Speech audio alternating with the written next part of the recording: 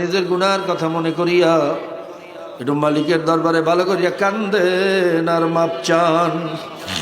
যদি কান্না নাও আসে, কান্নার জন্য চেষ্টা করেন, ভান ধরেন, বাহানা করেন।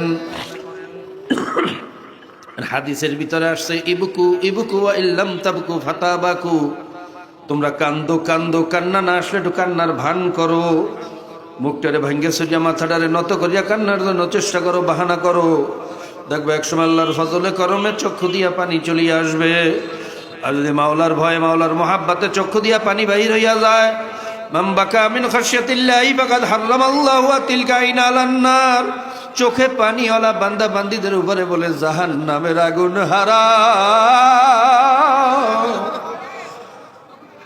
চোখের পানি বলে মাওলাই সইতে পারে না। সন্তানের চোখের পানি যেমন মা সহ্য করতে পারে না,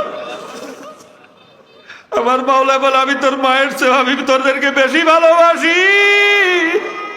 তোরাও যখন আমার দরবারে মাথাটারে নত করিয়া দাও, দেলটারে ভাগিয়া দাও, মানশানি মানতাগার রবাইলাইয়া তালাক্তাইতাহু মিন বাঈদ, যখন তোরা ভাঙ্গা দেল নিয়ে আমার কাছে উপস্থিত হইয়া যাও, মাথাটারে নোয়াইয়া দেলটারে ভাইয়া দুই ফোঁটা চোখের পানি ছাড়িয়া আমি মাওলারে যখন মালিক কইয়া ডাক দাও, আমার আরশটা গরম হইয়া যায়, মোহাব্বতের দরিয়ার ভিতরে তুফান শুরু হইয়া যায়।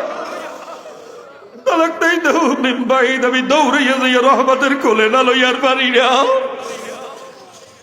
আল্লাহ তোমাকে চেনার তৌফিক দিয়া দাও, তোমার গোলাম হওয়ার তৌফিক দিয়া দাও। আল্লাহ আমাদেরকে সবাইকে তুমি মাফ করিয়া দাও।